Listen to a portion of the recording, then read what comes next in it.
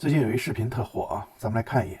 家人们，我从来没有这么委屈过，这是我第一次感觉到这么委屈。我刚刚上 marketing 的课，然后呢，教授让我们讨论营销方案。我们做好的营销方案里面是有一个在 TikTok 上面宣传，然后教授就说 TikTok 是中国政府用来窃取你的个人信息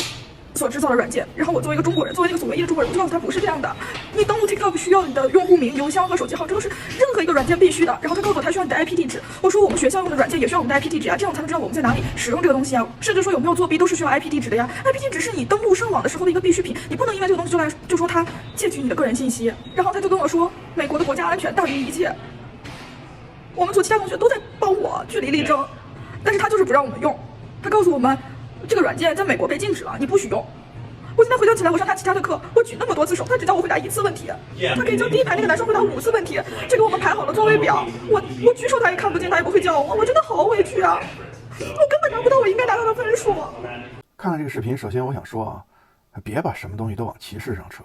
就算你被歧视了，你是否要先审视一下，是你自己的原生因素，比方说种族啊、肤色呀、口音啊、相貌啊，还有某些缺陷啊，使得你被歧视了，还是说你的行为方式或者说不当的言行跟对方产生了冲突，然后导致了你所谓的被歧视。我看很多评论啊，都把这个女孩的这个哭诉啊描述成这个女孩崩溃了。我想问，因为什么崩溃啊？美国社会允许有不同的声音，包括在学校课堂，你可以跟教授在观点上产生分歧。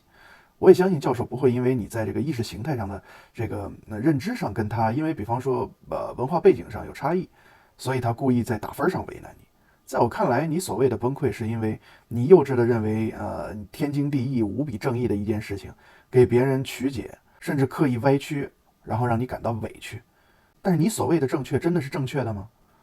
美国一直担心中国政府使用 TikTok 在收集美国用户的信息，这其中不仅包括你提到的什么邮箱还有 IP 这些信息，而且还包括了地理位置、使用习惯还有这个兴趣偏好，还有这些反正都是敏感数据吧，甚至是否有可能会违规收集这个用户的这个打字输入习惯啊，以及这个语音信息，这些你可能都没有听说过吧，或者说你根本就想象不到吧。我个人还是建议你多读一些书，了解一些事实，别成天在网上追剧，起码的常识都不了解。特别是这个政府职员啊，尤其是这个敏感部门的工作人员。你像我以前在联邦政府工作的时候，哪怕后来换了一个工作，离开了政府机构，但是还是在做这个承包军方项目的工作，这些承包商的这个工作单位，早就不允许物理接触任何使用中国、俄罗斯这种软硬件的这个设备了。这些信息你想想，如果被中国政府窃取了，是件很可怕的事情，对吧？我是没办法告诉你，但是你们可能都没有办法想象到，每次我如果要是去中国的话，都要先经历多少道程序检查，才能确保我的手机啊、随身携带一些电子产品啊，包括我的个人笔记本啊，就没有任何跟工作使用的这个文件或者账号有直接或者间接联系，很多程序要走。虽然美国国会到现在这个没有办法去证明 TikTok 作为这个中国政府收集用户个人信息这个事情，它是这个实锤的。他们虽然找到了一些间接的证据，但是毕竟它还不是说足以形成完整的这种证据链，然后把 TikTok 从这个美国踢出去。所以一个美国教授基于国家安全因素考量，哪怕是这个原因啊，他对于了解你想在自己的 project 里头使用 TikTok 做宣传的时候，发表了他个人对 TikTok 的观点和看法，我看不到有什么问题。我所看到的其实就是这女孩觉得她支持的东西被别人反对了，所以她委屈，这个是冲突点的所在。然后后面所提及的是什么上课教授不点你名字之类的这些旧账啊什么，都属于我个人认为都属于委屈了以后的这个联想。然后说实在话，这些主观信息是不是属于夸大其词，甚至添油加醋，恐怕只有他自己知道。我就想问问你，从哪儿看出来的歧视呢？在美国的课堂，通常要表达自己的观点，你只要举手提问，教授肯定都会给你机会发言的。但是如果你的老师正在阐述他的观点，你听他的阐述跟你自己的想法相左的时候，而且你还没有等别人把这个话完整的表达完，你再去举手示意啊，对不起，我有不同意见，而是直接引爆祭点，用激动的情绪回怼，把国内微博上吵架那一套，这个把观点冲突上升成人身攻击，直接把别人这个教授的意见定性为歧视。那你想想，教授还会再给你机会对话吗？当然，你说你那位教授不给你发言机会，是不是属于我刚才说的这个情况？那我就不好妄加猜测了，对吧？言论自由是建立在相互尊重的基础上的，这已经不光是玻璃心了，我觉得，而是丑陋。特别是在听到他后来又发了一个这个视频，说什么啊，每撩一下头发，那位很可能是已经被系里找去谈话的教授啊，那个能屈能伸的那位老师啊，都会再看我一下。让你还有了什么真正上大学的这个感觉，还有什么有存在感的时候，我真是由衷的感到恶心啊！你真是一个不懂得人权，也不懂得礼貌，不懂得礼义廉耻，没有道德涵养和羞耻心的巨婴。我觉得那个比喻特别正确，说什么把蛆放蜜罐里，一辈子也变不成蜜蜂。这女孩，我不知道你是否能看到我这个视频啊？我想告诉你，我特别痛恨这种就是仅仅是为了发泄委屈，在视频里头就刻意去这个引导歪曲事实的人。你这种行为就是典型的 cyberbullying。我做完这个视频以后，我打算去你们学校这个网站查查你们系主任和这个学校接受这个教师投诉相关的这个办公室的联系方式，把我已经收集到的你的这个之前的这个视频，就是已经被你歪曲表达而转载热议上升到歧视以及爱国层面上的那几个，在国内和国外的几个主要媒体的这个社交就是平台上这个账号啊，以及他们各自的播放量统计表，我已经统计好了，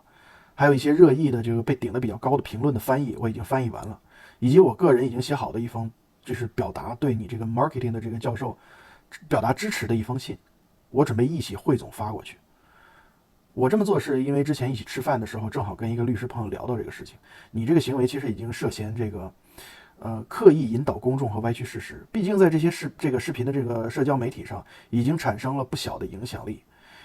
这个行为其实已经将对方甚至连涉嫌歧视都说不上的行为，直接就给人家定性成了歧视，而且严格说是不合法的。更何况你后来添油加醋，以及你举报教授的时候，你陈述的那些毫无逻辑自洽的这个内容，歧视指控是需要有这个恰当的调查和证据来佐证的。你的问题就在于你过早的给这种行为贴上了标签，这个行为可能会导致对你的诽谤的指控。这个 case 发展到这一步，人家其实真要想维权的话，去这个民权的这个相关机构一告一个准。所以为了表达对那位教授的支持和尽可能的避免他继续受到不公正的对待，因为你现在也正在继续去发这个视频去调侃别人，我看不惯你这种行为，所以我也想尽一份力。这跟国籍无关，这是原则问题。做人可以无知，但是不能没有底线，不能这么无耻。咱们都是从留学生过来的。我刚来美国的时候是个标准的小粉红。我刚来美国的时候读的第一个专业是公共事务和政治科学，所以你们大家能想象我遇到的类似的情况比这个姑娘少吗？有一次一门课上啊，我们班有一个越南人，就是从小在美国长大的一个越南人，他跟大家分享他有一次去上海旅游的时候的这个经历。他说他看到一个交警拦住了一个违章的一个人，然后呢就去管他要钱，不给钱就给开罚单。那是00几年的事儿了，那会儿这个应该交通罚单都是摄像头执法了。所以路上基本上应该已经没有交警直接去收钱了，所以我不太相信他说的内容。再加上我对他的了解，那个越南人一贯是这个满嘴跑舌头，我十分怀疑那是他编造的内容。但是架不住他是因为这个他从小在美国长大，他对中国的偏见和绝大部分美国人是相同的，所以他的表达的那些内容，包括老师在内，所有人都相信他。所以那种你觉得就是说，就是你的祖国被人抹黑了，但是你在海外势单力薄，又没办法跟别人据理力争的那种委屈，我特别理解。但是 TikTok 这件事情，如果你抛弃盲目的爱国情怀，你理性思考的话，你觉得人家对 TikTok 担忧没有理性、没有道理吗？前段时间拼多多被爆出来的他们的这个 APP， 这个流氓方式的这个后台开启这个用户的权限，它是一个后门程序，然后通过手机用户的这个语音信息啊，分析用户的喜好，甚至是利用后门程序对这个竞争关系的这个 APP 产生影响，然后在权限和这个偏好运算，反正就类似的这些东西吧，去做一些不正当的这个竞争，让自己的内容推荐处于有利地位。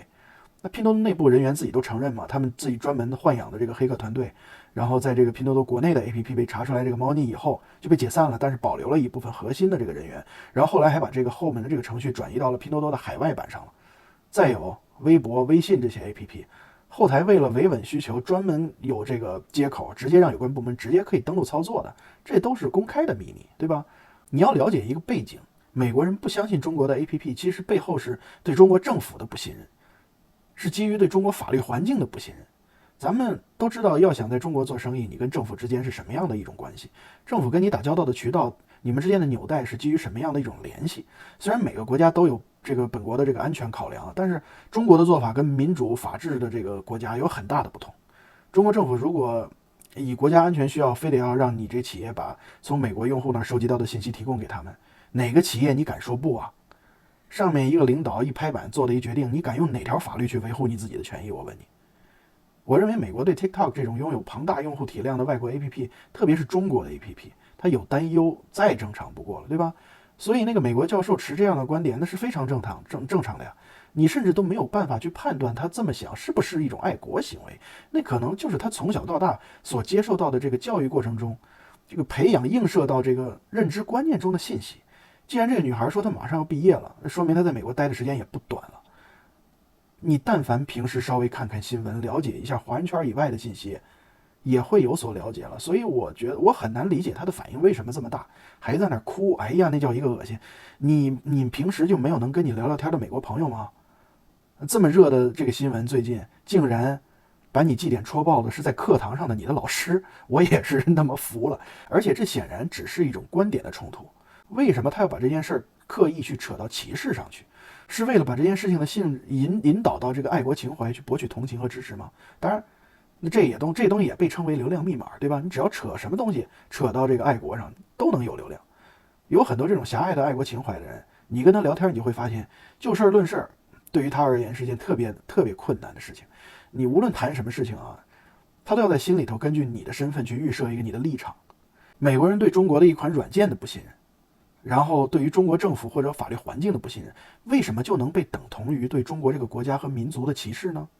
每个国家都有自己的问题，我们把这个问题提出来，不代表是去否定和歧视这个国家，或者说这个国家的人。所以我们不能想什么问题都要心里先装一个中国和美国之间的这个冲突的这个传统偏见。我们作为这款软件的使用者，应该考虑它是不是真的侵犯我们的信息安全。如果是，那美国政府管，你是不是该支持啊？如果中国政府放任，你是不是该反对啊？哪怕它是中国的软件，你也要坚持抵制。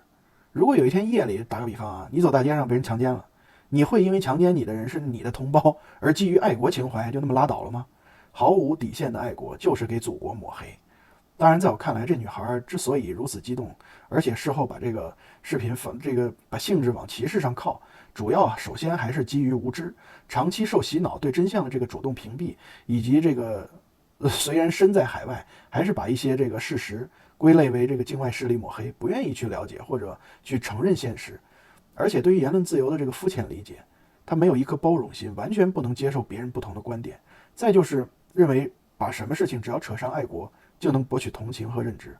它就是政治正确。这才导致他把原来本来只是因为观点的碰撞上升到刻意的这个歪曲事实，